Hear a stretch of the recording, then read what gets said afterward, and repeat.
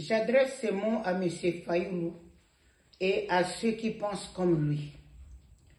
Notre pays est une nation riche de sa diversité, composée de tribus, de communautés, de peuples, de cultures qui ont partagé cette terre au fil de notre histoire. Les Banyamulenge dont vous avez parlé, comme tous les autres Congolais reconnus par notre histoire et nos lois, ne doivent pas être transformés en boucs émissaires. Aujourd'hui, alors que la RDC traverse une crise profonde, nous devons avoir le courage de dépasser les discours d'exclusion, de haine, de stigmatisation qui ne feront qu'aggraver les blessures de notre nation, particulièrement dans l'est de notre pays.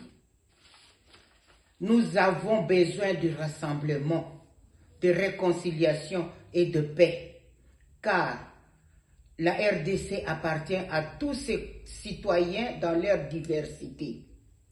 Notre combat devrait être de construire un Congo où personne n'est rejeté en raison de son origine, de sa morphologie, mais où chacun contribue à la reconstruction de son pays. Monsieur Fayoulou, le moment est venu de parler au peuple congolais avec un langage d'unité. Nous ne voulons plus que nos différences soient utilisées pour nous opposer les uns aux autres. Nous voulons un Congo uni, réconcilié et en paix. Pour votre mémoire, dès le début du mandat de M. Tshilombo, le président de fait, il avait adressé un mot à Londres en disant, je cite, « Les Banyamulenge sont des Congolais ». Curieusement, quelques années après, vous qui travaillez avec lui, vous avez un discours contraire quant à ceux. Je vous recommanderais, puisque vous êtes en Belgique en séjour depuis un certain temps, vous pouvez aller au musée de Tervuren pour consulter les archives à propos de l'histoire de notre pays.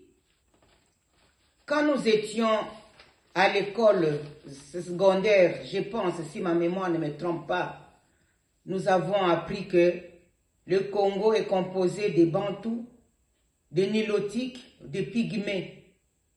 Qui sont ces Nilotiques-là si ce ne sont ceux que vous appelez communément Banyamulenge? Le temps est là pour examiner minutieusement les causes profondes qui empêchent le vivre ensemble. Et il est temps de procéder à un changement radical de notre modus vivendi. Je vous remercie. C'est Madame Marie-Antoinette Makayabo, révolutionnaire de l'FCM 23 et dans le groupe du MRC pour le changement, j'ai dit.